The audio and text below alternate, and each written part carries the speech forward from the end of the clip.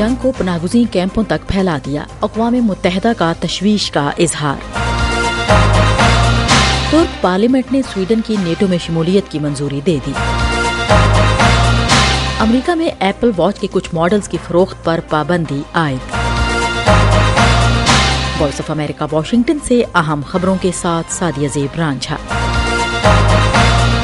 Israel ने Hamas के खिलाफ जंग में अपनी जमीनी कार्रवाई को वस्ती गजा के शहरी पनाहगुज़ीन कैंपों तक बढ़ा दिया है। इसराइली फौज के तर्जुमान रियर एडमिरल डैनियल हेगारी ने कहा है कि हमने लड़ाई को एक ऐसे इलाके तक फैला दिया है जिसे मरकजी कैंप कहा जाता है। फौज के इस नए ऐलान से गजा में मजीद तबाही का खतरा है। जंग को वस्ती गजा के पनाहगुज़ीन कैंपों तक फैलाने से कबल इसराइली फौज ने पुरहुजूम फलस्तीनियों पर बमबारी की थी और मकीनों को इनखला का हुक्म दिया था। मैसूर इलाके में मवासलाती सर्विसेज फराहम करने वाली कंपनी ने सर्विस में मुकम्मल रुकावट की इत्तला दी है। अक़वाम मुत्तहिदा ने इस सूरत हाल पर तशवीश का इजहार किया है।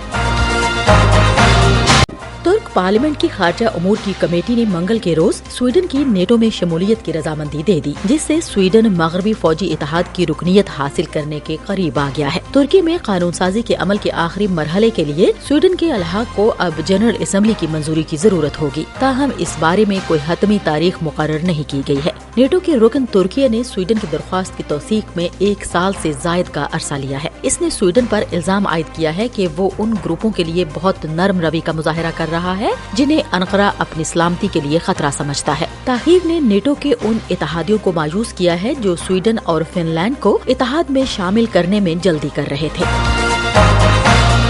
तुर्की ने हफ्ते के आखिर में इराक में होने वाले 12 तुर्क फौजियों का बदला लेने के लिए शाम में कुर्द अस्किरत पसंदों के ज़ेरे इस्तेमाल तकरीबन 50 ऐसी तंसीबात को निशाना बनाया जो फौजी, इक्तसादी और रसद के मकासद के लिए इस्तेमाल होती थी। तुर्की की वज़ारत दिफा ने कहा कि शिमाली इराक में कलदम कुर्दिस्तान वर्कर्स पार्टी के साथ लड़ाई के दौरान 12 तुर्क फौजी मारे गए, जो अनकरा की जानिब से शाम में हमलों का सबब बने।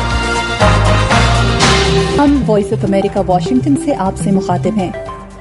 जौहरी तवानाई के बैनुल-अक़वामी इदारे IAEA ने कहा है कि ईरान यूरेनियम की अफजूदगी बढ़ाकर उसी सतह पर ले गया है जो इस साल के शुरू में थी। अपने जौहरी प्रोग्राम में तेजी लाने के बावजूद ईरान इससे इनकार करता है कि वो जौहरी बम बना रहा है। IAEA का कहना है कि ईरान ने नवंबर के आखिर में अपनी 60% अफजूदा यूरेनियम की पैदावार बढ़ाकर 9 किलो माहाना कर दी है। जौहरी तवानाई के बैनुल-अक़वामी इदारे के मुताबिक ये मिकदार जून के बाद से माहाना तकरीबन 3 किलोग्राम ज्यादा है। जौहरी तवानाई के इदारे के मुआयनाकारों ने 19 और 24 दिसंबर को ईरान की 2 जौहरी तंसीबात में यूरेनियम की अफजूदगी की सतह में इजाफे की तस्दीक की, जहां ये काम हो रहा है। नई दिल्ली में मंगल की शाम इस्राएली सफारत खाने के करीब एक धमाका हुआ। भारत में इसराइल के नायब सफीर ने कहा कि मकामी सिक्योरिटी टीमें इस वाक़े की तहकीकात कर रही हैं। इसराइल की वज़ारत ख़ारजा ने कहा है कि धमाके के बाद अमले को कोई नुकसान नहीं पहुंचा। फायर डिपार्टमेंट के सीनियर एहलकार ने भारतीय खबरसां एजेंसी ANI को बताया कि शहर की फायर सर्विस को अब तक सर्च ऑपरेशन में कुछ नहीं मिला।